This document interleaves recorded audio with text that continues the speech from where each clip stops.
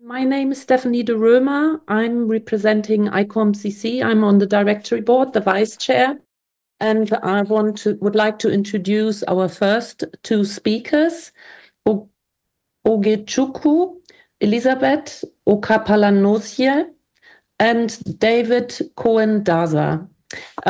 Just very quickly, Ogechukwu Elizabeth Okpalanozie has a PhD in microbiology from the University of Lagos, and her research focus was on biodeterioration of cultural heritage. She is a researcher and art conservator at the National Museum in Lagos, Nigeria, and she studied heritage and interpretation at the University of Leicester in the UK and museology at the Institute of Archaeology and Museum Studies, Jos, Nigeria. Ogechukwu has participated in different projects and trainings, including reducing risks to cultural heritage via ICOM. She is a fellow for the International Institute for Conservation of Historic and Artistic Works, the IIC, and she serves as an assistant coordinator for the Preventive Conservation Working Group for the ICOM-CC, the ICOM Committee for Conservation. David Cohen Daza, he's a professor and a conservator with a master's degree in cultural heritage studies, architecture, archaeology, and territory. For almost 20 years, he served as a professor and researcher on issues related to the study of material culture, value assessment for cultural heritage, and management and conservation of collections. He has been a consultant to UNESCO and ICOM, developing risk management plans and training courses. He works as an associate professor at the Laboratory of Arts and Heritage Studies of the Universidad de los Andes, and he's also the coordinator of the Preventive Conservation Group of the ICOM-CC. And Ogi and David will be presenting today. We'll have a dialogue on the subject. It's entitled Risk Management, People, Context, and Numbers. Welcome both. Thank you very much, Stephanie. It's really nice to be here and talking with you. We have prepared this kind of dialogue about this important topic. So I would like to share my screen as a back slides just to put images on some of the points that we're going to talk about. First of all, I want to say that working at the university and consulting many museums on archives and in general collection-based institutions, there is a trend right now where risk management plans are focusing more and more on the risk analysis. And this is good. I mean, it's part of the methodology, to have perspective, to assess risk, and to know which one is going to be the worst. But these numbers are not the real important part of this kind of plans, especially when we are talking about disasters and catastrophic risks. So, from my point of view, it is important to remember that we are having people involved. And we are having people involved and communication skills and what we call now soft skills to back up these numbers. So we don't have a perfect plan, and we don't have a perfect plan for a disaster. And this is happening here in Colombia right now. I mean, many museums and professionals are working with this sort of planning instruments, but they are not going with the whole process. I mean, they're forgetting the establishing the context, the human factor, and the people involved, as well as the collection. So many of these plans right now are moving directly straight to the numbers. And this is a problem because when you have to face a disaster or an emergency, the human part is really important. It doesn't matter how well done is your plan. If you are not ready to respond, your plan will be get in the top of your desk or, behind anything, and it wouldn't work for attaining these kind of situations. So this is a problem I have seen here, but I don't know how you think about it, okay, and how is happening this in Nigeria. So I would really like to hear from you. Yeah, thanks, Kevin, for that point. Cultural disaster risk management in a cultural heritage institution in Nigeria entails reducing current risk, preventing new ones, and managing residual risk. One thing with a cultural heritage institution in Nigeria, where I have worked for over 18 years, is that it is a rare event. It doesn't happen often in Nigeria, in cultural heritage institutions, but some do happen. For example, the major disasters we have in Nigeria include flooding, death, terrorism, climate change, and fire.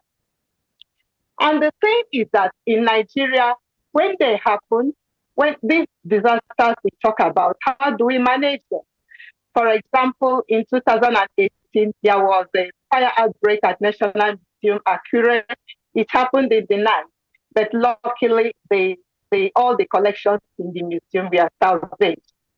Then, National Museum Lagos has its own bit in terms of flooding, but it has never gotten to the storage areas or galleries. And it can be explained by the fact that Lagos is very close to the Atlantic Ocean. So it is a big risk for the museum there. And we also had terrorists attack the Sukuru cultural landscape in Adamawa State, Nigeria, which is a World Heritage Site.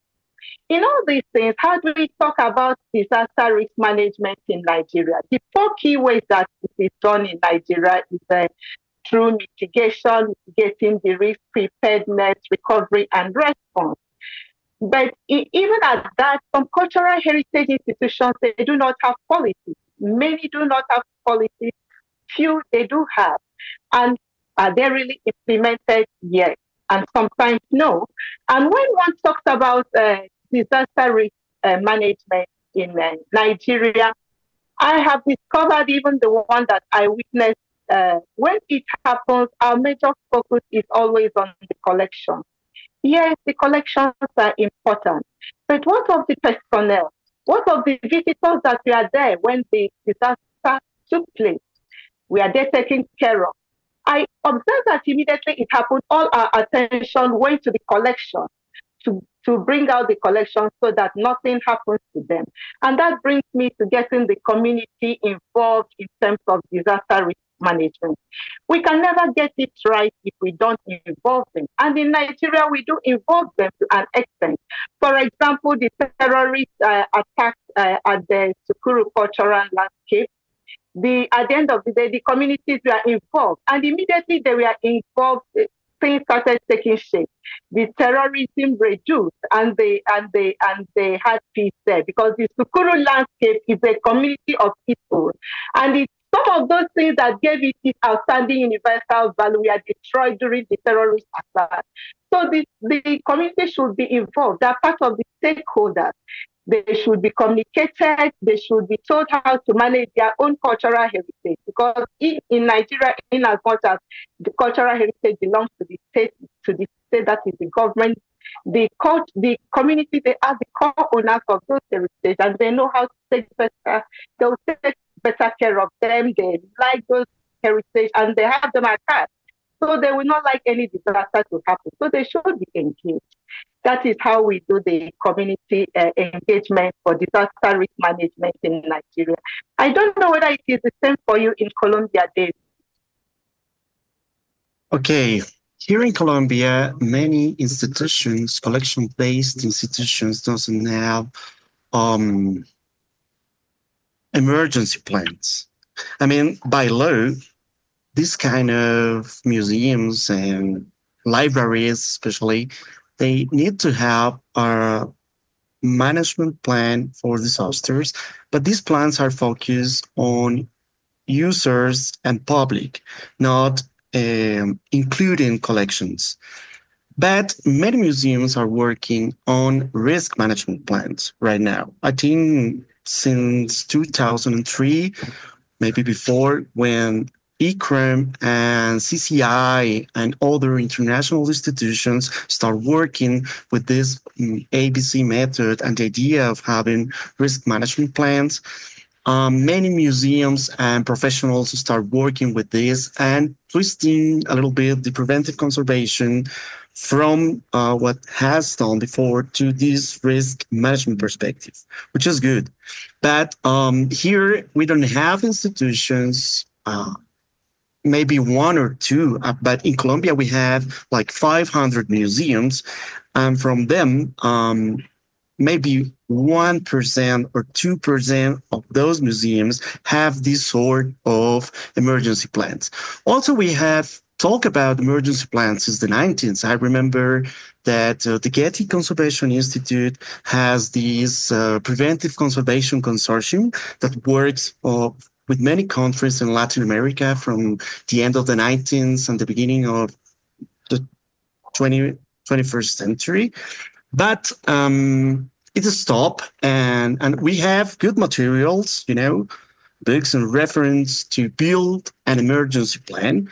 But the local communities are not really engaged when the problems arise. And that's a sort of gap for me, because in many recovery processes, you have to deal with a lot of things. I mean, with dead people, sometimes it's really awful, with collections you know or you love just moving, on the floor or with a fire, and this is an emotional dimension that is still not included in any kind of plan. I mean, we should have right now psychologists working on the planning phase of these emergency plans, dealing or teaching conservators how to deal with emotions, because it's an emotional issue. You're shocked. You are not like on your daily basis. You have to deal with this, but we're not trained to deal with this. That's why I said that the human factor behind all these plans are really important. And we are losing this factor because we're focusing right now on a real technical side. And that's a mistake. That's my point. I mean, if you don't engage your neighbors or your public or your personnel working in a museum, any plan you have will not work. I mean, when disasters arise, you need to be mentally prepared. And for me, people are the most important part of any plan. So that's what I think. And that's a lack. It's a gap between what you're planning and what you have to do with other people and your own emotions. I don't know what you think about this. Yes, I agree with you, David. There is a gap between the experts and the local community. And one of the ways that I think the gap can be fixed is through training and through more community engagement programs, because the community cannot be distant from the collection. They cannot be distant from their sites and from their world heritage, their monuments and other things. So the experts and cultural heritage institutions, they need to get closer to the local community. They are always there, open for collaboration, open for partnership. So we cannot talk about disaster risk management if we don't get them engaged. As I said earlier, we are engaged at the Sukuru cultural landscape in Nigeria. We saw the benefit when the community was engaged. It yielded a good result. So training is paramount. And another thing is that even in that training, telling them how to salvage cultural heritage objects when there is a disaster. Apart from that, we also have to think about the psychological aspect, because when such a thing happens, like the one that eyewitness. Nobody expected such a thing. It was a mini fire outbreak at the library and archives in the museum where I work. We didn't expect that at that morning, but it did happen. So when it happened, what happened? The psychological, it always has a psychological effect on the staff, on the visitors that were there at the museum. The people at the library, reading in the library, everybody has to jump out. You know, some people were busy shouting fire, fire. Some people were busy looking for a way to salvage the items in the library. So as we are training them on the professional aspects of it, that is the communities and even the staff, we also have to look about at the psychological aspect. What effect will it have on the staff? What effect will it have on the visitors and on impulse? Definitely everybody will be acting on impulse despite the plans and whatever that is on the ground. So a training has to be done on the psychological aspect to get everybody warmed up and prepared, better prepared for such emergencies when they happen. I think that is one of the ways out of it. Yes, I'm agree. We have talking about this for 30 years, probably more than that. And I think that we don't have the right tools to face this emotional dimension or this human dimension. And maybe there is a lack of research to connect conservation with other fields like psychology, but maybe many others. I mean, if we start now developing this tool, and we will have, because, you know, climate change is here, even if some politicians don't want to accept it. But the point is that floods and fires are going bigger and happening more often. I mean, it's not a rare event anymore. It's a real, almost daily basis worldwide. Only this last month, you see what happened in Spain and here in Colombia as well with the floods. And we know that we have to face this very soon, but somehow I think that we don't know yet how to move. I don't know if somebody from the audience is doing research around this topic, but I would like to see this kind of tools and to help real people and conservators and museums and collections. So I think this is a key point for the future of building emergency plans or risk management plans. Okay. I think our dialogue is ending. We're now over time, I guess. It's like 10 minutes. So yeah. But if anyone have questions or comments about what we're discussing here, we welcome you to use the tool provided for the Q&A side to send us the questions. We will be ready. Thank you both very much. Ogi, would you like to say something towards the end? Ogi? I just have one sentence. That I think based on the two last things we discussed, there should be more of community engagement and training on the psychological effects of disaster on personnel and visitors. And there should also be interdisciplinary collaboration and research on it. Thank you.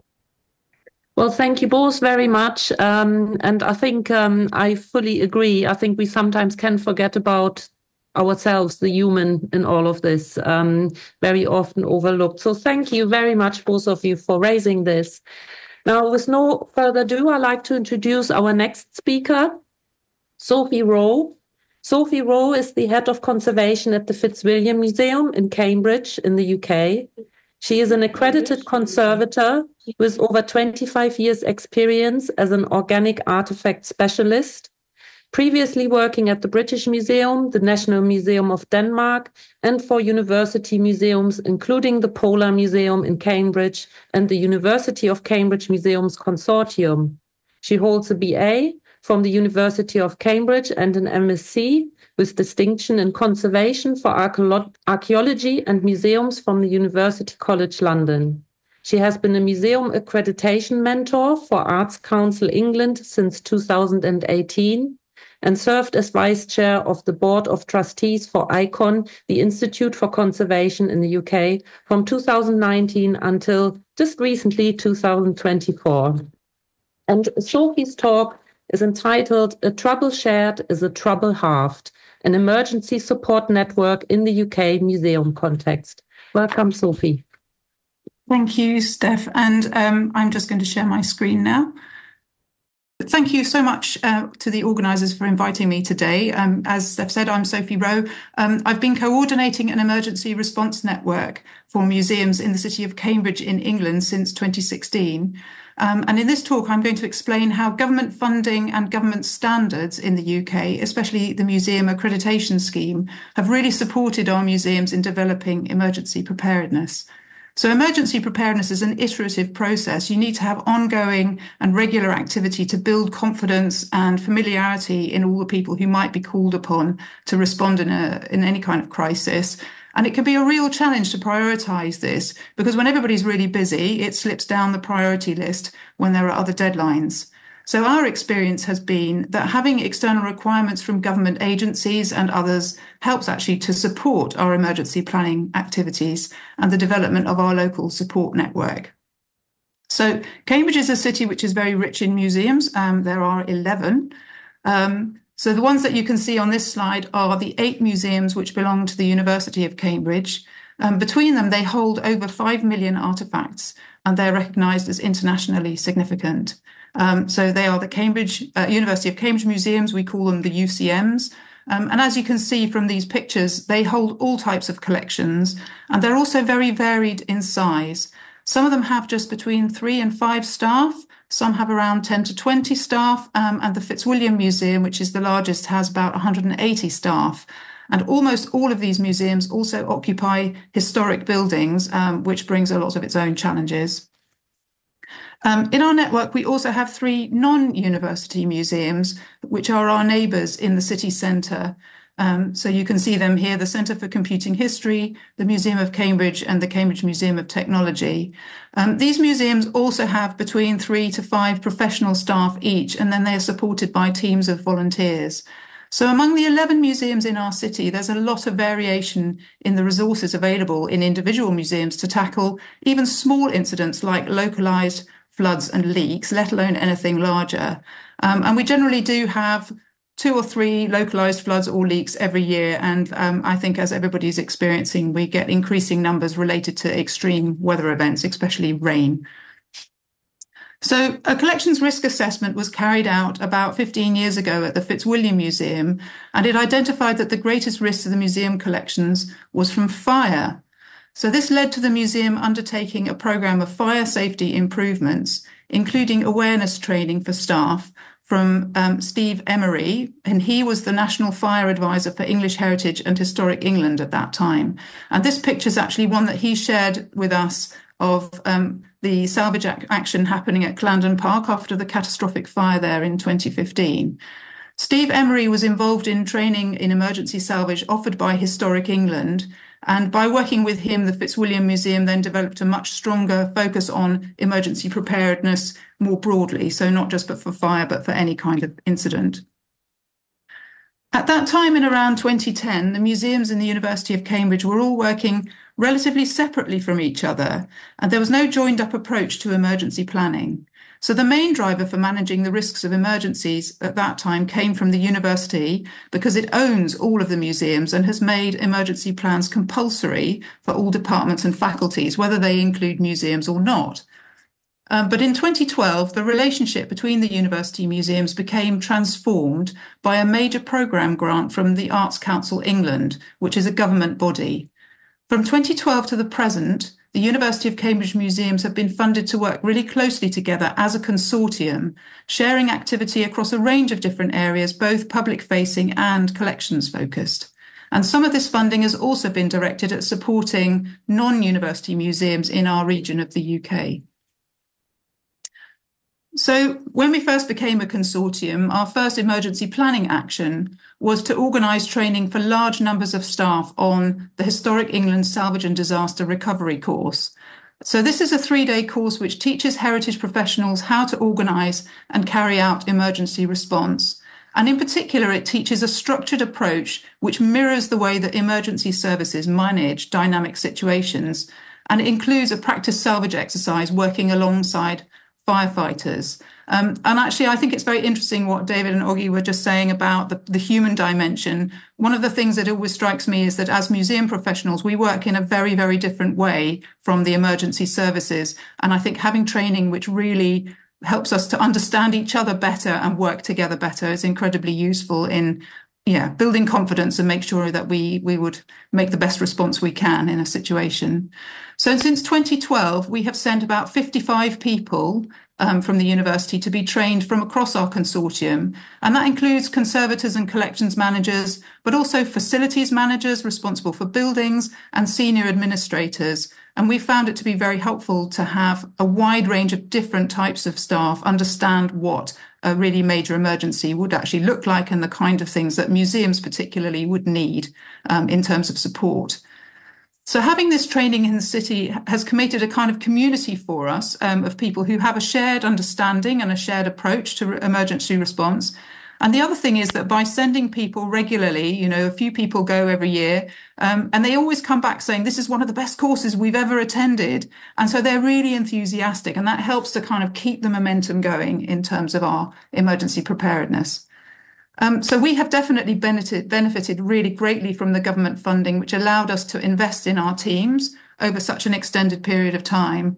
And so there's a real resilience that we now have by having a really large cohort of colleagues trained across that 12-year period. Even though there's been staff turnover and people have left, we still have a really healthy number who've had this training. So in 2016, our programme grant from the Arts Council was renewed. And when that happened, we decided to try and bring our resources together in one place and make a formal network, which we hadn't had up until that point. And so what you can see here is a screenshot of our online resource. So a key challenge for us was to have a secure digital platform that could be accessed by anybody anywhere, even if a museum loses access to its IT or its own servers, that if you have an internet connection, you would still be able to get hold of key information. So the University of Cambridge uses a virtual learning environment called Moodle, which it uses to deliver a lot of teaching. And so we've also been able to use that as a secure collaboration space where we can hold information and resources. We have call-out lists of volunteers. We have details about our insurance. We have rotas for Christmas cover and COVID cover back in the day. The site can only be accessed by people who have secure login credentials. And it contains a groups area, which is also only accessible to specific people, which means that every museum has its own little secure cloud storage area for sensitive and confidential information, which they can access anywhere over the internet. For example, things like site maps or salvage lists, things that you wouldn't wish to be more publicly accessible. We've also been able to make this resource available to our neighbour museums in the city, and that improves all of our resilience. It's only possible because the terms of our Arts Council funding allowed us to offer that support to small museums in our area. The other thing that we did in 2016 was we took out a contract with Harwell.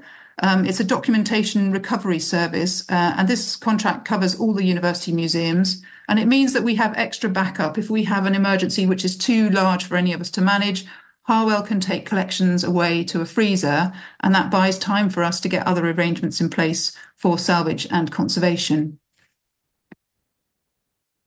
So to this day, our network offers regular training and awareness sessions to its members.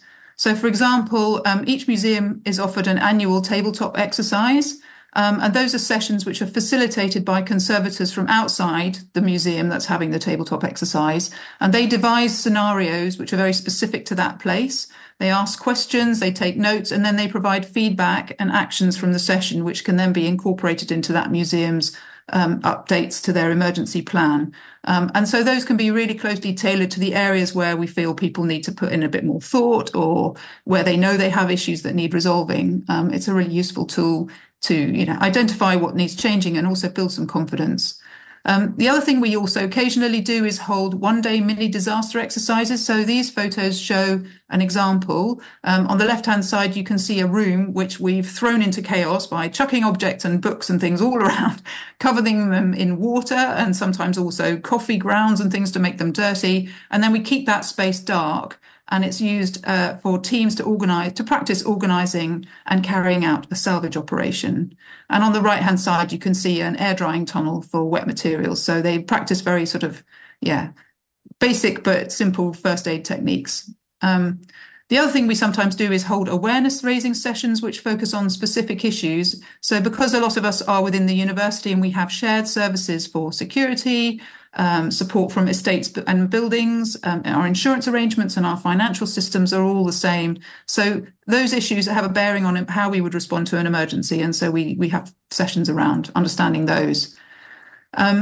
The requirements of our programme funding to work together and also the requirement from the university to have emergency plans in place keeps us accountable for continuing this work on a regular basis. And the costs of this particular part of our activity are very small, but they are still supported by our consortium funding. We'd had a long-held ambition to create a shared salvage kit for several reasons. The museums are all very tight for space and they can't manage to hold large salvage kits on site.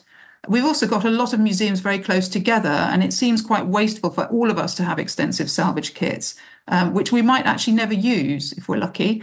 And having salvage kits to support the teams with salvage experience is a real boost to all of our resilience. So the challenge was for us to find a suitable location. We did actually consider having a trailer, which is something that I believe the National Trust occasionally do, but we abandoned this idea because it was too complicated for us to manage insurance, maintaining the trailer, knowing that there would always be staff able to drive the trailer and have a suitable vehicle with a tow bar attached. And in practice, we find our trailer would actually be too small for the kit that we now have. And in 2020, we were able to secure a space in an unheated storage building, which is a little way out of the city and belongs to the university. So that is where our kit is now. And it was stocked using funding from our UCM programme grant from Arts Council. Ironically, it was because in COVID we had less spending on public programming because the museums were closed. There was a bit of extra money available for us to be able to use on a salvage kit. So that was how we benefited from lockdown. This slide gives you a bit of a flavour of what we have there. It's often the large and bulky things, so crates, gazebos, wet vacs, some temporary furniture like tables and chairs, whiteboards and so forth, lots of absorbents, packing materials and so on. And all of our members have 24/7 access to this resource.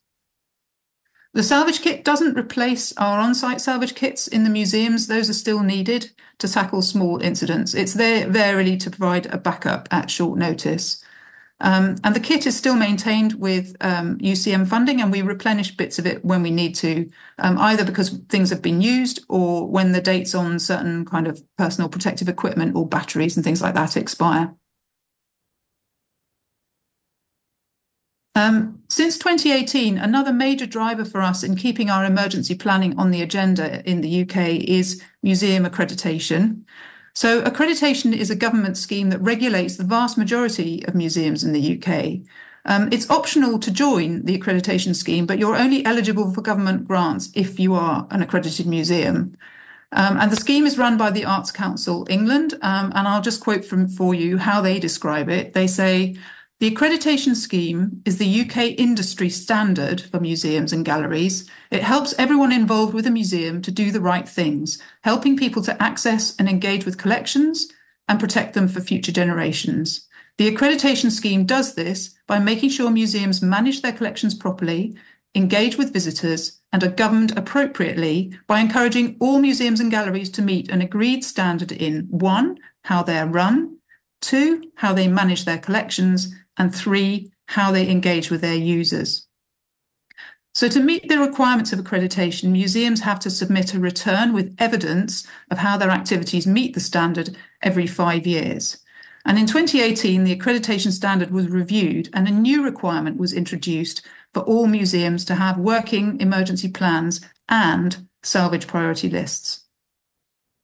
So the requirement for us to have salvage lists meant that we had to create some rather quickly because our accreditation assessment at the Fitzwilliam was due in 2019. There'd been a long-standing disagreement about whether it was a good idea to have salvage priority lists, and we'd encountered a lot of resistance from curatorial colleagues in deciding what was most significant in our collection.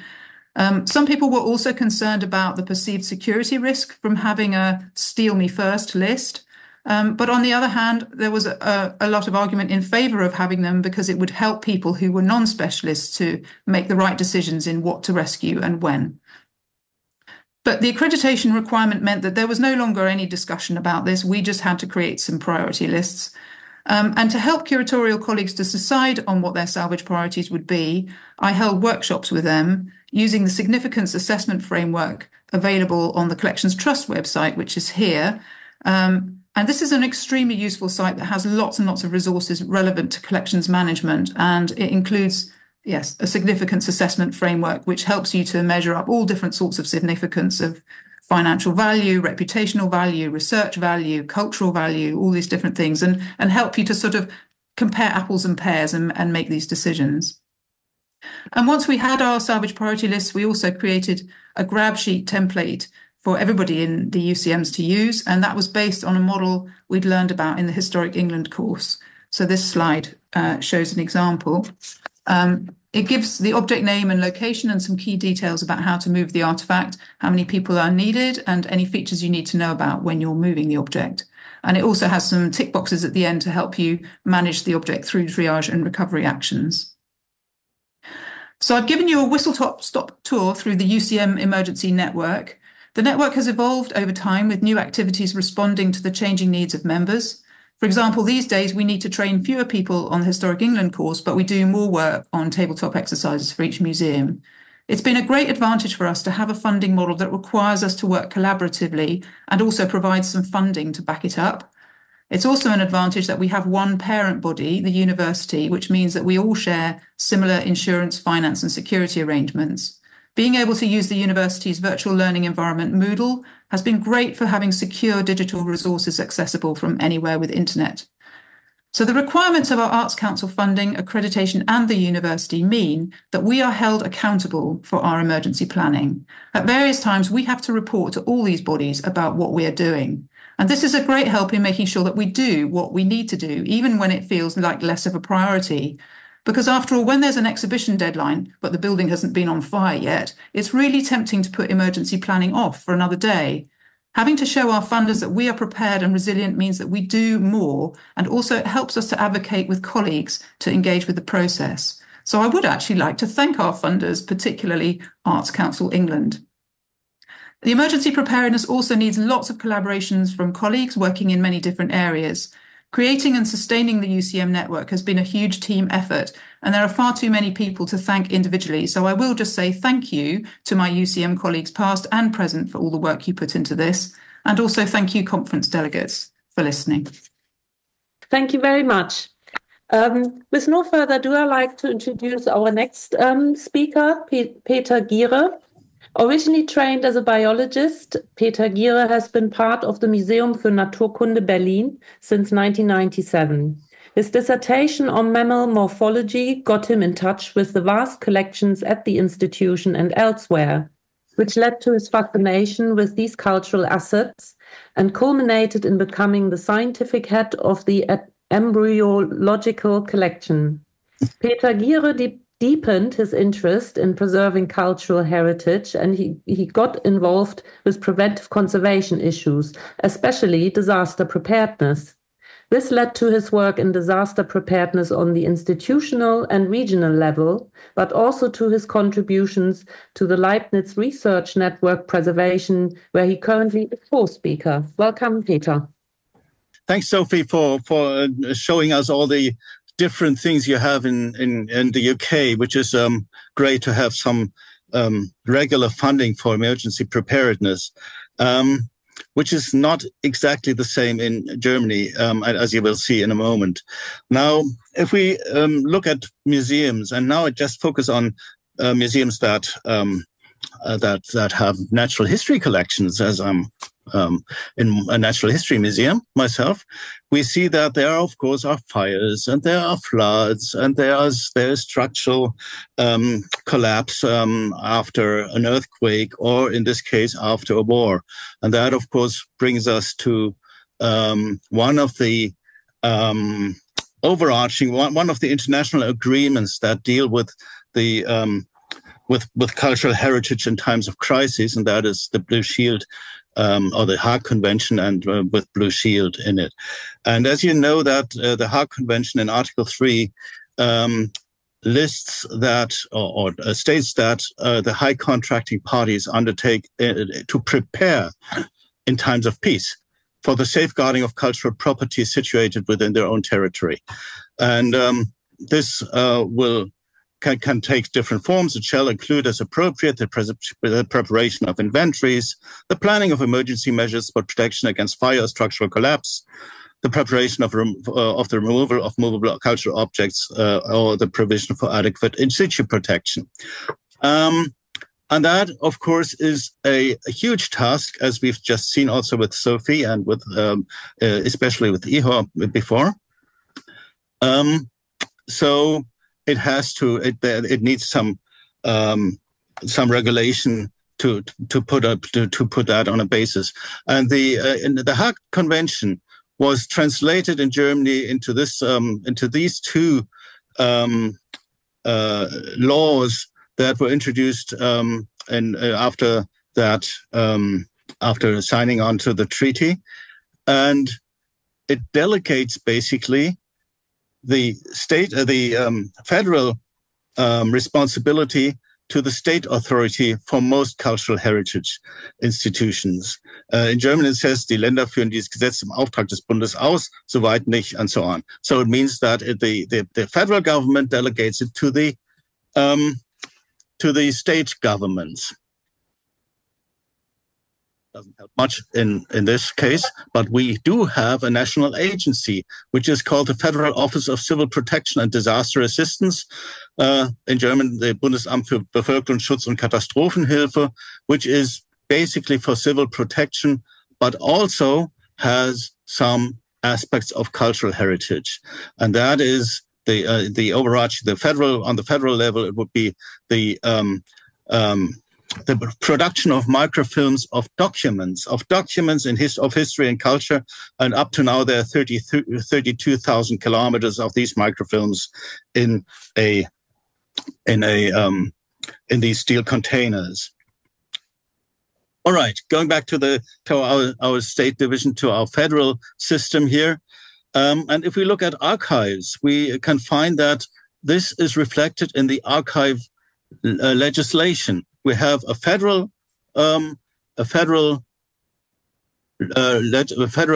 law, and then we have a lot of state laws for each of the archives. And I must say they are lucky. Archives are lucky because they have all this legislation to back them. If we look at museums, before we look at museums, we see that for written cultural heritage, there is funding. So the Coordination Office for the Preservation of Written Cultural Heritage, CEC, does issue funding for the conservation of written cultural heritage, but also for initial response equipment, as this one here for the Federal Archive. If we look at museums, museum legislation in Germany, I just Googled that. I think it was yesterday, and what you can see is there is a Kulturgutschutzgesetz, which is for the exchange of objects, but not for the protection. And then the next one up would be standards for museums. So the German branch of the ICOM has their code of ethics. And then we go on to Japan, to France, to Japan here, to France here, and to Austria here, who all have their museum legislation, just not Germany. And in the ICOM code of ethics here, or the standards, we can see that there is no federal legislation there for museums, which is a drag. And sometimes you need an outside view of that to change things. And if we look at the Museum of Natural History, my home institution, we see that there was a synthesis assessment, so assessment by external partners, basically from the EU, to look into our disaster preparedness. And it quite simply was not there. This was in 2012. And since then, a lot of things happened. We had started internal and external workshops in 2009 and keep on doing them. But we started in 2014 and 2015 to have internal workshops and issuing internal, those little first aid boxes for culture, basically. So the emergency boxes. And then we had in 2015, 2016, we got some funding from our own house to buy emergency equipment on the larger scale to address, to get an initial response center. And this led overall to our participation in the founding of an emergency alliance within museums of Berlin. And that was, it started in 2018. And this was, as you see, it was, we had a group photo in our museum here. And this is there's a paper, an agreement as a basis. And these 11 museums were part of the original team there.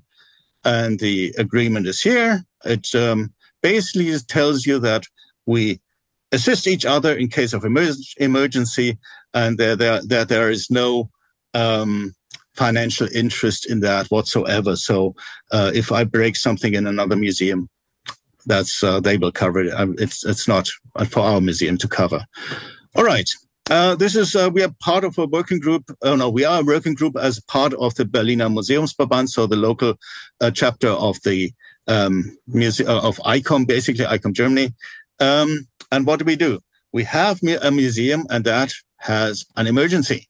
So Museum A has an emergency, and it finds out that it will not be able to cope with it on its own. So it will ask another museum to assist, and they will send people, and they might stock up with more people from other museums and so on. So this is basically the assistance in the case of an emergency, where you just stock up by staff of these museums to address the emergency of the first one. And so now we want to know how this ties in with other structures in Berlin and elsewhere. In Berlin, we do have a round table, which is originally initiated by the libraries, who, by the way, do not have any emergency alliance in Berlin. And this was thought to bring together the 3 emergency alliances and the fire department under the local chapter of the THW, which is a federal agency for technical relief, and other partners to talk about what we can do, how to work together. And the local administration, the Senate, was there as well. And since 2022, there's a direct link between the 3 Berlin Emergency Alliance. We really work together closely. There are 2 from archives and 1 is from museums. And on the state level, we do have regular meetings with the Berlin administration. Unfortunately, they do not have any money for us. On the federal level, there are meetings of the German emergency alliances. And on the international level, we work together with, we are networking with the cultural Kulturgutretters. We will hear talk about that later on. I think it's on day 3 of the conference. Now, for Kulturgutretter, we also collected donations to Ukraine cultural institutions in 2022, packaging material and fire extinguishers, and shipped them to Ukraine. So the war in Ukraine was indeed a game changer in terms of that. There was a shift in perception and the endeavor to build up emergency preparedness. There was a sudden rise in awareness, and there was both in the institutional and on the political level, but there was so far no awareness in funding us. So even though this was one of the demands of the advisory National Academy Leopoldina, who had 2 studies on that. And they state that as part of the preservation of cultural heritage, emergency planning is a core activity of cultural institutions, as we all know. And the work of emergency alliances should be supported on the political and organizational level. And also emergency alliances should be introduced nationwide. There are still some blank spots. In Germany, as you can see here, the north is pretty blank. But we do meet regularly once every year, and that is where the BBK, our national agency, comes into play again, because they do fund these meetings. So we do have a grassroots approach for emergency preparedness, at least in museums, that museum, archive, and library professionals of different institutions join forces on a voluntary basis. They are often triggered by local disasters. We had that for the initial network of the archives and by the Oder River flooding in 1997. There is a necessity for participating persons and institutions. So the necessity becomes evident for these. And interested persons come together, possibly assisted by some existing structures and facilitators. And this grassroots approach is typical for German emergency alliances, and it is also scientifically endorsed by the National Academy of Sciences. Again, no funding available for museums. And there is, and this was in the chat, something similar in BC, the BC Heritage Response Network, which is a growing network of art, culture, and heritage professionals and volunteers in BC who feel morally and professionally obliged to plan for emergent situations and to support other cultural institutions in the event of localized emergency that impact collections. Now, that is exactly what the emergency alliances in Germany do. And facing climate change, we know that the urge is becoming ever greater. And so having a look at the last conference we had 2 years ago, this is what we need to do. And with that, I would like to thank you for your attention. Thank you very much, Peter. And can I invite all of the speakers to turn on their video, please, so we can highlight you for our first Q&A session this afternoon. So welcome back, everybody. And what we have done is, as you might have seen throughout the chat, throughout the day or this afternoon or the morning or the evening, depending on where you are, is we invited you to submit questions on Slido. So behind the scene, there is a fantastic team. I just also like to mention and say a really big thank you who have been collecting these questions and who have collated them. Now, for time, to do with time, and I know there are always more and more questions, which is great. We got a lot of questions. Ihor, is Ihor still here? Because I would like to maybe start with him.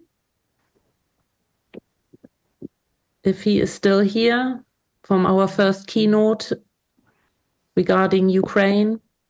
We had, unsurprisingly, quite a lot of questions, but maybe I can come back to him a little bit later.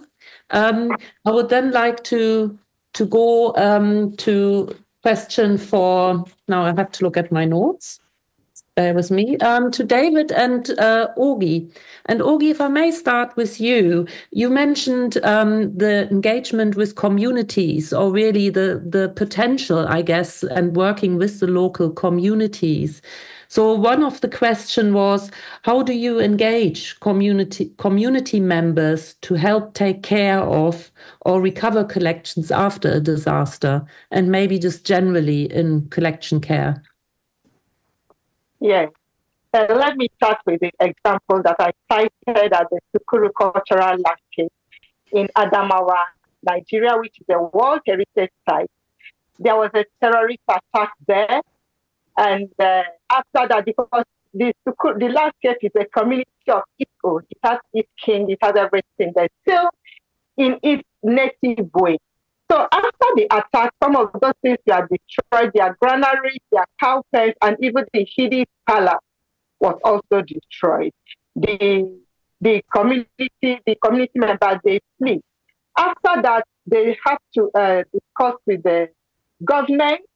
The government had to discuss with the community to look for a way forward. What do they do after such a disaster? They collaborated. The community came out with some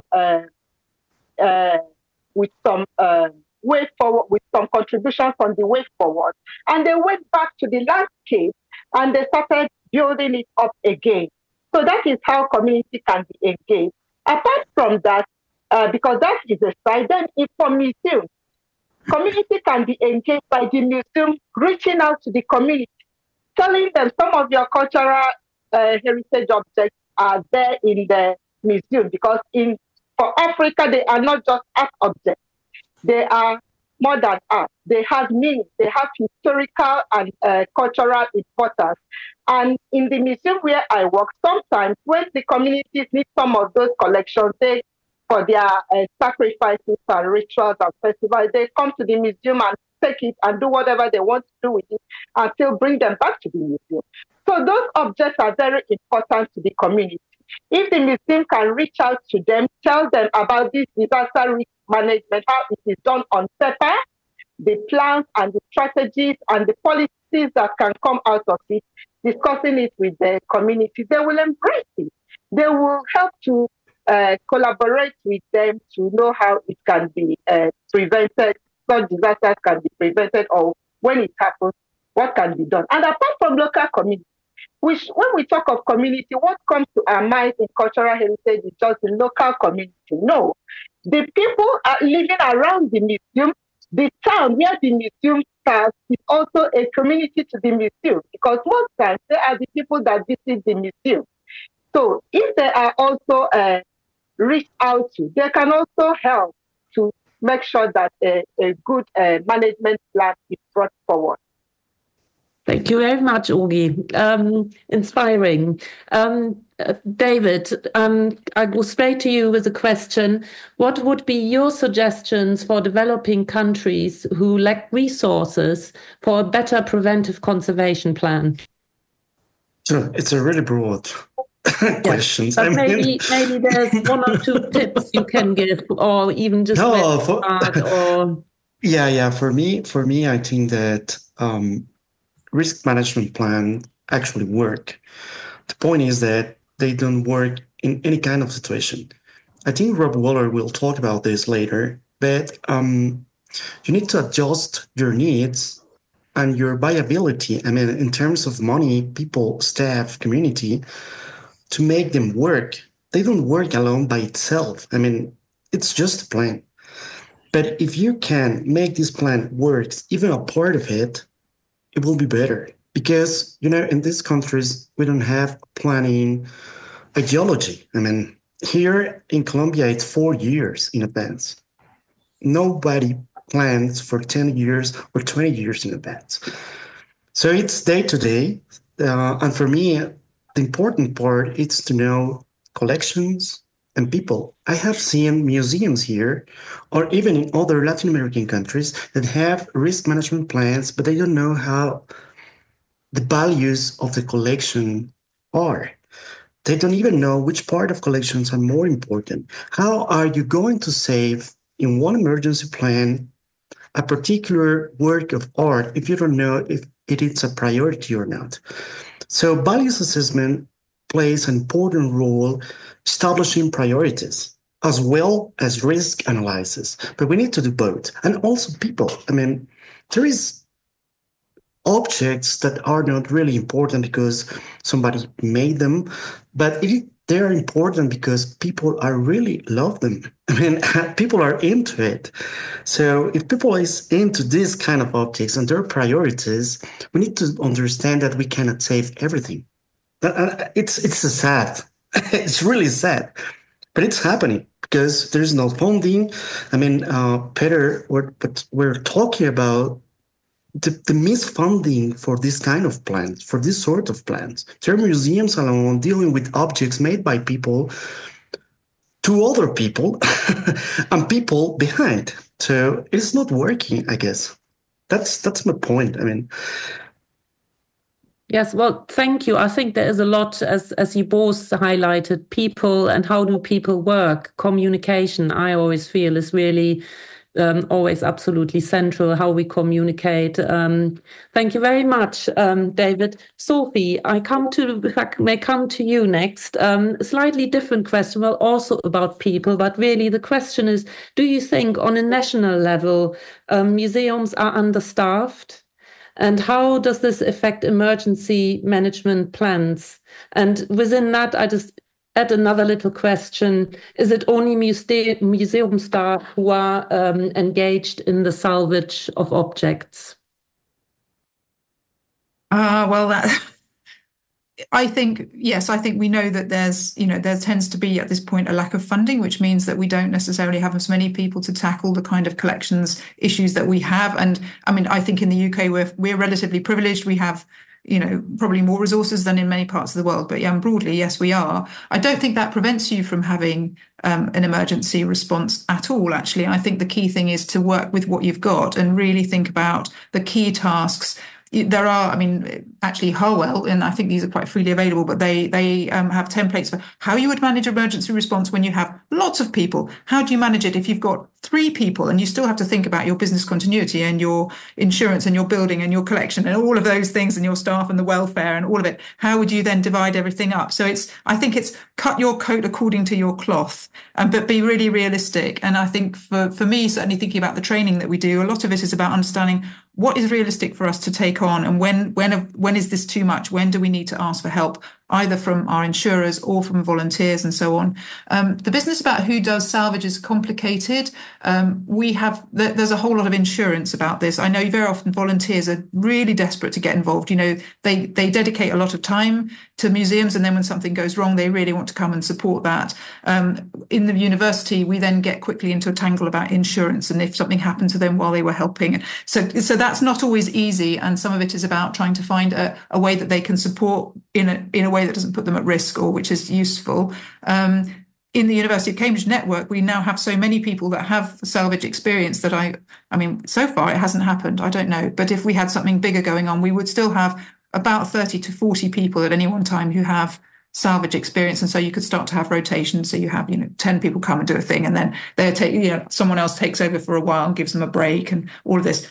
But, I earnestly hope it's never tested, of course. But yeah. Yes. Well, thank you, Sophie. And I know it's been a big question. I think we all probably agree there aren't ever enough helping hands when you need them. But Vinod, I also wanted to ask you, because you gave a wonderful introduction, really. And my question, I just thought, because we're talking a lot about the risk assessment, and we will hear from Rob Waller in a moment.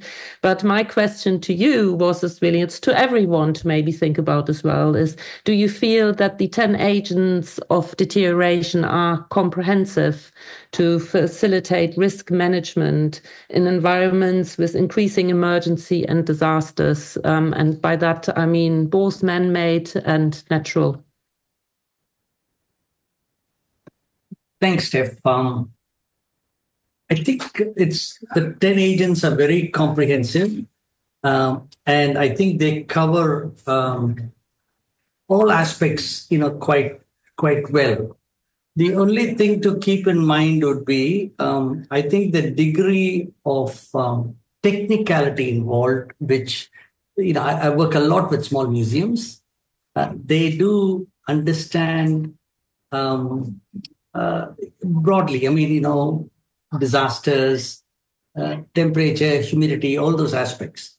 But they're unable to get too much into the details on some of the scientific aspects.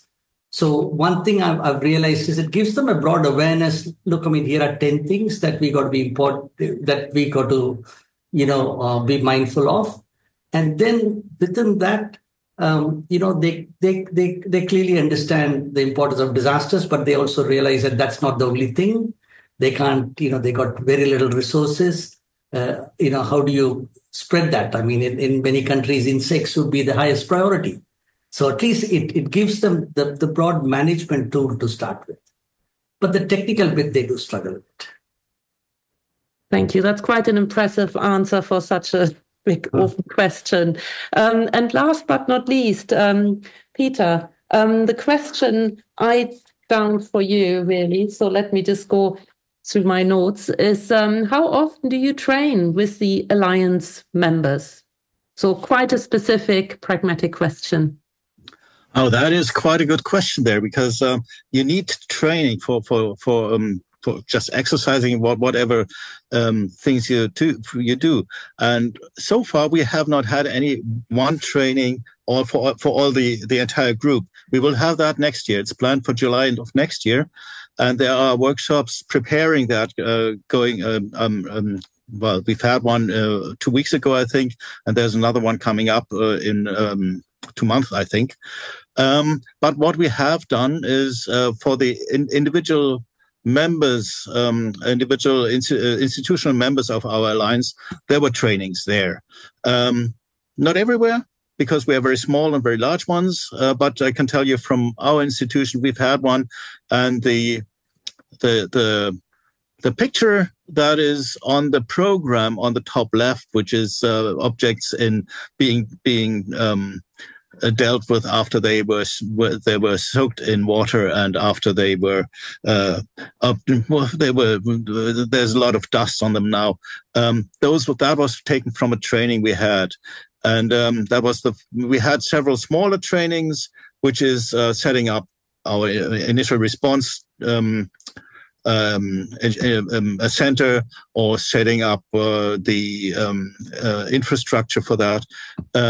And we had one large one in the past, and wanted to have another one during COVID times, which again did not work. So we're lagging behind and want to do that next year. Now, there's one more remark. As I saw the questions there, you might have gotten the impression that archives, due to the archive legislation that is in place, get extra funding for that. That is not the case. But they have access to the funds provided by KEC, so for the Agency for Conserving Written Cultural Heritage, which museums do not directly. They have to take a detour via the libraries or their archives. There's no such fund for museums in Germany. Thank you. And I think thank you very much to everyone for being so generous with your time and sharing and your presentations, your talks, your experience, and for answering some questions. There are many more questions. I'm not sure if there's maybe a way to forward them, because we have recorded them to you all. And if there can be a follow-up in that way, I think that would be nice. But thank you very much. And yeah. Meet the speakers. That might be. Yes, that's right. Completely. We have meet the speakers, but I'm just mentioning it as well because Sophie might not be there, so it's just another way. But of course, do meet the speakers and ask your questions. Thank you very much. And this leads us to our next speaker, who I'm sure doesn't need that much introduction. Robert Waller. He is president and senior risk analyst with Protect Heritage Corp, a firm dedicated to helping institutions and organizations to improve heritage management. His career included 33 years with the Canadian Museum of Nature. He holds a PhD in cultural property risk analysis from Göteborg University. Robert Waller maintains appointments as research associate, Canadian Museum of Nature, and adjunct professor at Queen's University, and has taught, lectured, and served as a consultant at museums and universities throughout North and South America, Europe, Asia, and Australasia. He is professionally accredited by CAPC, a professional associate of AIC, and a fellow of the IIC. And his talk is entitled Pitch the Right Tool for the Job, Risk Assessment or Risk Analysis. Welcome, Dr. Waller, and please, the floor is yours. Thank you so much, Sophie, and good morning, good afternoon, good night, whatever the case may be for the audience. And I am going to be talking about picking the right tool for the job, risk assessment or risk analysis. And some of the questions and discussions have kind of led into this nicely, but I'll put that off to the end. This is going to be quite a short presentation. I'm sure you'll be thankful for that. It is somewhat pedantic.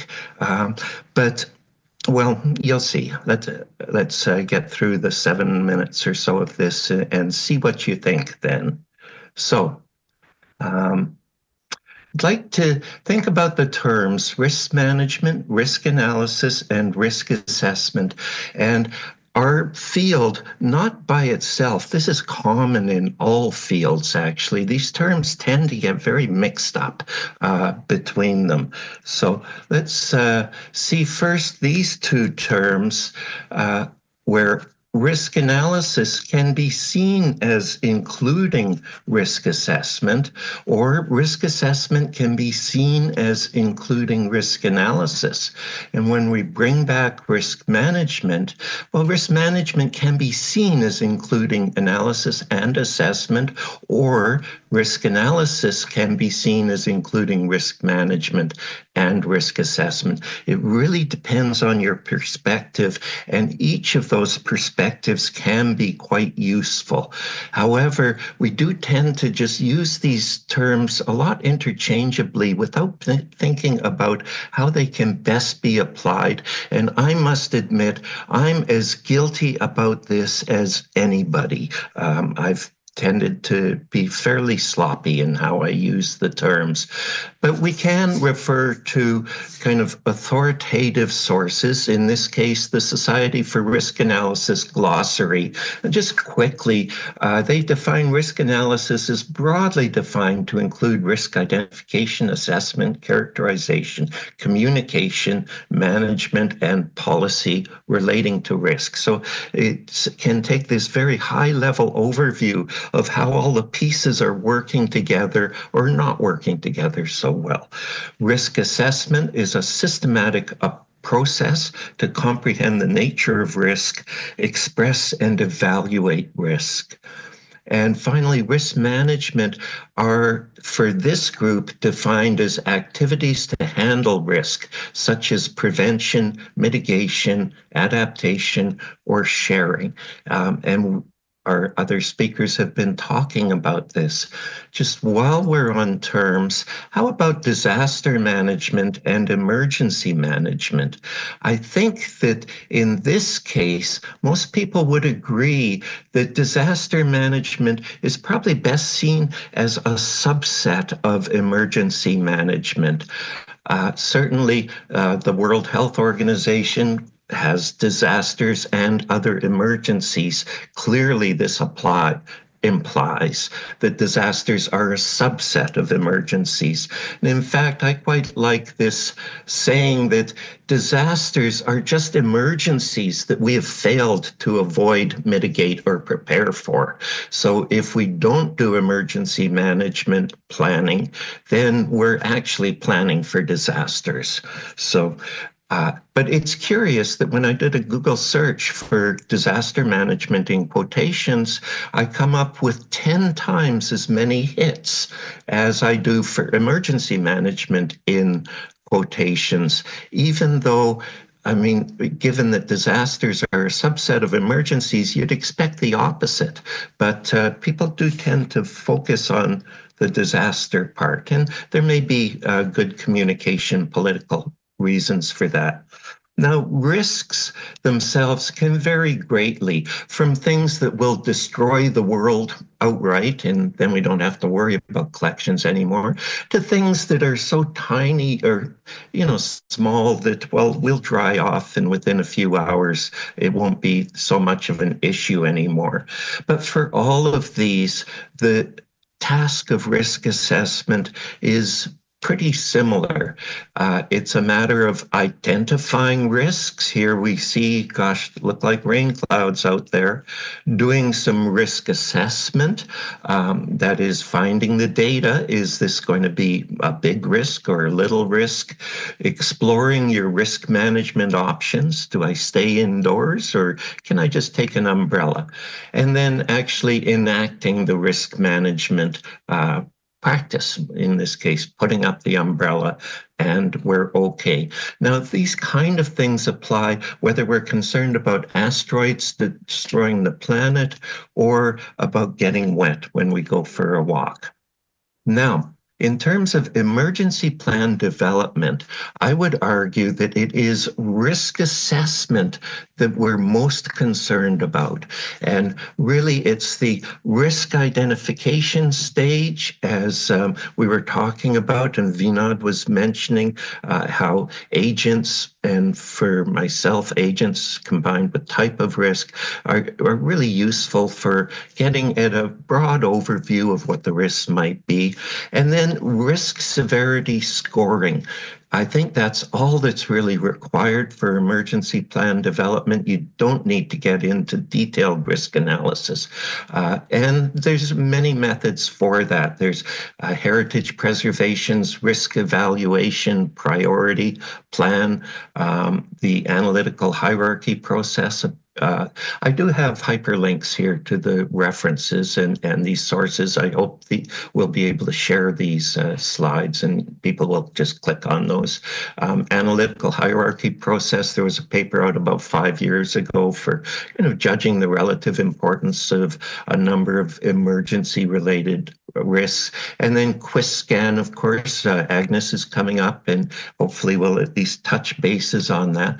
But these ideas that lead to relatively quick and easy identification of significant risks and some severity scoring, but not kind of detailed work. And this will also work for at least seeking easy ways to avoid or mitigate risks. Now, in contrast, if our goal is to overall reduce total risk to heritage, and this applies more to larger institutions with maybe more capacity, it's not something that a small institution would necessarily want to engage with. But here we really do want risk analysis. And risk analysis requires comprehensive risk identification, and that needs the use of a theory of scenario structuring. Unless a scheme for risk analysis actually lays out, well, this is the theory that we're applying to ensure that we can comprehensively identify risks. Unless it can do that, it's really not comprehensive. And then risk quantification requires evidence-based calculation. And this does take some time and effort and resources. So it's not something that's going to be available to small museums where they're going to want to stick to a fairly simple risk assessment.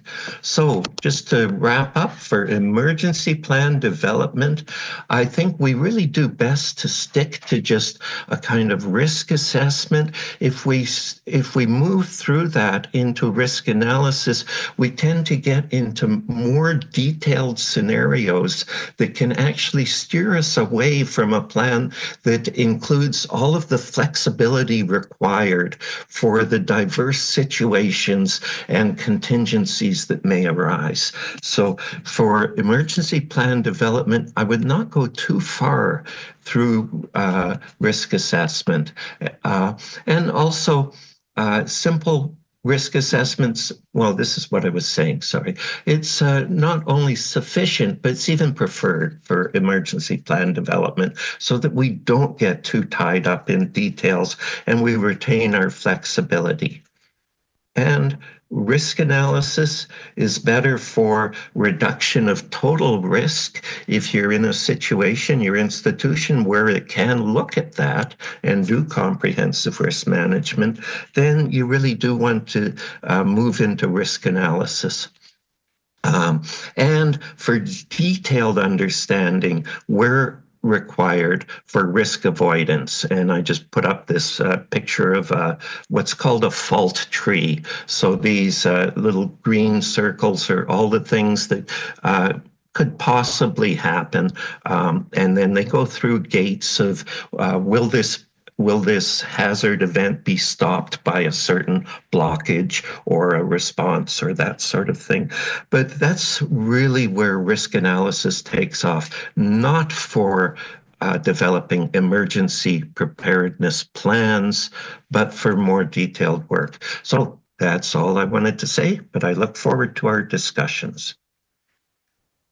Thank you very much. That's been very great, I think, to see and hear. And I see Ihor, welcome back as well. So if you don't mind, Robert, if we do a Q&A with you two, I think would be, thank you. So I'll start with you, Robert. There is one question here that I think is, well, there are lots of questions, but there's one I think might be really good to ask. Can you talk more about risk severity scoring? How are they created and used? Well, there really is kind of a great range of that. The simplest might be just a 2x2 matrix where you say, is it serious or is it not serious? For really introductory work of just getting some sort of emergency plan done, that may be all that you really want.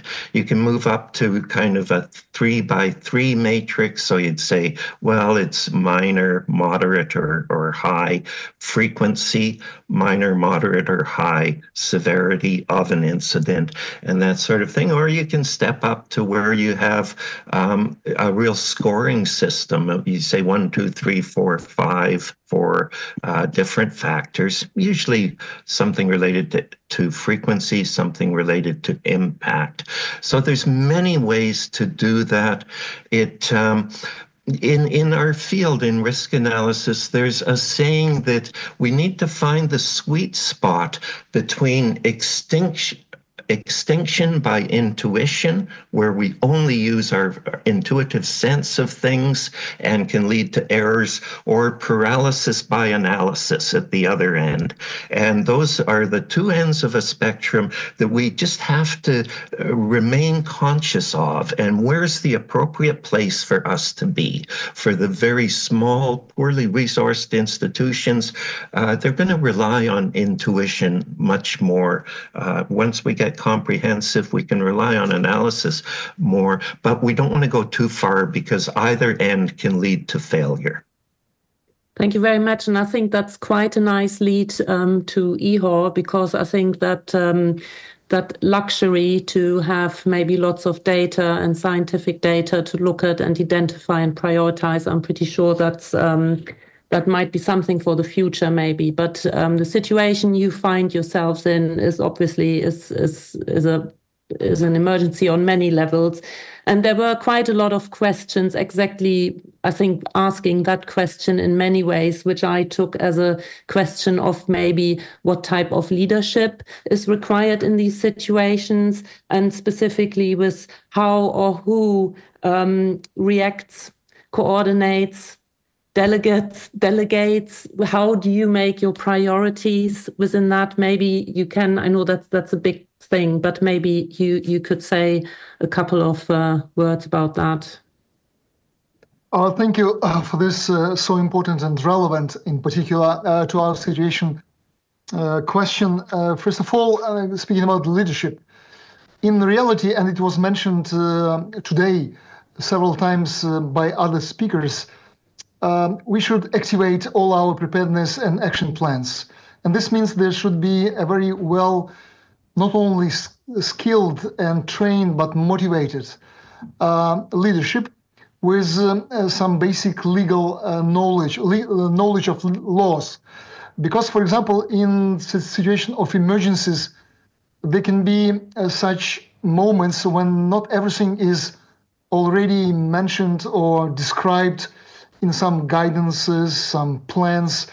And in that very emergent situation, very quickly, mostly leaders or leadership of the institution should take very quick decisions. For example, in Ukraine, because lacking of this, and it happened because of different situations, for example, miscommunication, no connection to your boss, for example, in central government, you cannot get quickly permission to immediately respond.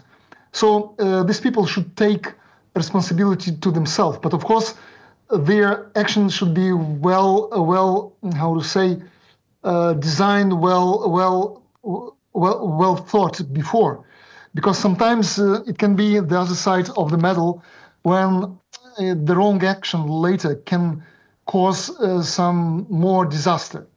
For example, in Ukraine, we have some situation when museum directors, having no response from the government, from authorities, they took responsibility for themselves. In some situations, it was successful and very important action. On other hands, there are some cases when the collection was damaged because of this non-discussed, not coordinated, and not permitted action. Because sometimes in a road, while transporting the collection, a lot of things can happen. And only the person who took the final decision is responsible for this. In some situations, we lost very valuable collections because the museum director had no permission, no response from authorities, from the government. And this director could not take decision for himself or for herself. So in this situation, the leadership is crucial. I think you asked about the algorithm of actions and coordination. We discussed in Ukraine in connection to our context. We mapped the stakeholders, for example, government, central, local, departments of culture, civil protection, emergency service, law enforcement, national police, expert community, local community. And we developed a kind of a draft algorithm of actions because we had several workshops where we invited people and discussed if something happens, if, for example, missile damage museum, what everyone of this is doing in this situation. And we were surprised and even shocked that all these governmental agencies like civil protection, emergency service, national police, they have their own algorithm of actions. Even fire brigade. For example, if there is a fire in a building, our national fire brigade team, in practice, they have only one kind of fire extinguishers. So they have the same algorithm of mitigating, of fighting the fire in the museum, library, archive, as in a warehouse or railway station or house department. They have no difference. In theory, they have knowledge. They know what should be done, but in reality, they have no this expensive fire extinguishers, and sometimes they do not work on more higher than on second or third floors. There are some limitations even on the height. So there are a lot of challenges even in this. And so we discuss what everyone is doing, even national police or prosecution office, documenting the crimes, what they need. And we developed a kind of algorithm of actions, trying to find the connections and trying to engage partnership in this field. Of course, it's beyond the legal framework because you have to change the laws. It's a long period in times of crisis, in times of war. It's not the priority for the government to do. But to be effective and successful in the final results, it's very crucial. Thank you. Thank you very much. And that kind of, again, leads probably back to you, Robert, in a way. There were two further questions I think might fit quite nicely. Is it necessary to do a thorough risk analysis prior to getting started with emergency planning? And connected with that, I just wanted to add another question. How do you know how far you should go with risk assessment? Right. Well, in fact, really what I was trying to say was that you need the development of an emergency plan is the high priority, and you need just enough risk assessment to provide adequate guidance on that. So you don't want to get hung up on the risk assessment. In fact, I'd argue you don't even really want to get into risk analysis, because it makes you start thinking in too detailed a way. I mean, certainly Ihor in this situation, you can't think of any detailed possibilities because you'll have millions of them, and you need that flexibility. Just while my mind's on that, and I'm not, and really pertaining to this idea of different ways to put out fires, it brought to mind Kathy Hawks from the Smithsonian Institution told me that when they were talking to their fire brigade, and explaining the sensitivity of collections to damage, the fire brigade suggested, well, we should treat this then like a forensic site. And they do have this way for thinking about how they put out a fire if it's a crime scene and there may need to be forensic investigations. So I thought that was really quite brilliant. It was a way to kind of connect really quickly. And that's all you need to say. Okay, treat it like a crime scene. And so I don't know, ER, would that help at all? Or? Oh yes, of course. On in ideal situation, it's the best option. But sometimes in very extensive crisis, for example, the main function and responsibility of fire brigade is to mitigate fire, and sometimes they have no time, they have no possibility even to consult. Officially, yes, they should first of all consult with custodian. What should be done, and they should understand the most important. They should orient in the site, understand where the most vulnerable collections, and they should work in partnership. But in reality, at least in Ukraine, it doesn't work. Absolutely, and I think we just have to accept that, right? You do the best that you can. It's a really hard situation, and there will be losses. Then we get into that kind of what David and others were talking about, this need for psychological support for the people. Thank you both very much.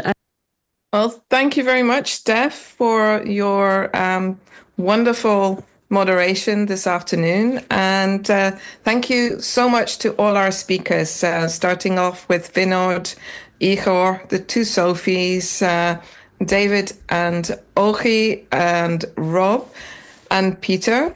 It has been a really informative and very inspirational afternoon.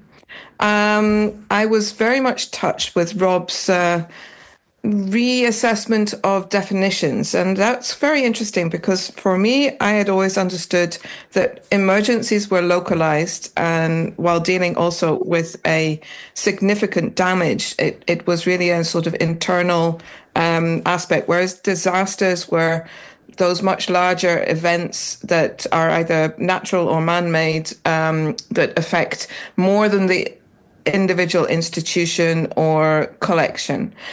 So that was really illuminating to see that the terminology and the languages do shift or are applied differently. I think Rob also referred to that we're our own worst enemies, that we're not using the terminology consistently.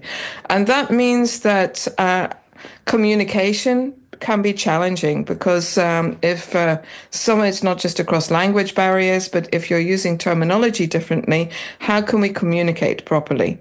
And from the Slido poll just now, I think communication came up a number of times in terms of what priorities are there when we're dealing with disasters and preparing for them. So I think prioritizing what needs to get organized and when, and allocating resources to do that. And resources not only in terms of monetary resources and supplies, but also in terms of human resources. So I think we have a lot of lessons to be learned. We need to go back to our own organizations, whether we're working in an organization or for an organization as a freelancer, and ask, where is the disaster plan? Where is the emergency plan? where are the supplies that are going to help me mitigate that situation when it happens? And who are the teams to contact, especially when it comes to salvage? And I think that when you have a good plan and you have the training to go along with that, with the training, you need to do these desktop exercises. We need to put ourselves through these fake but real or realistic scenarios to be able to understand, do I save the piece of paper first? Do I save the painting first? Do I open books? Do I dry them out with their pages splayed, or do I freeze them in immediately? And I think that these kind of exercises can be fun, exciting, informative, and very useful. And they do need to be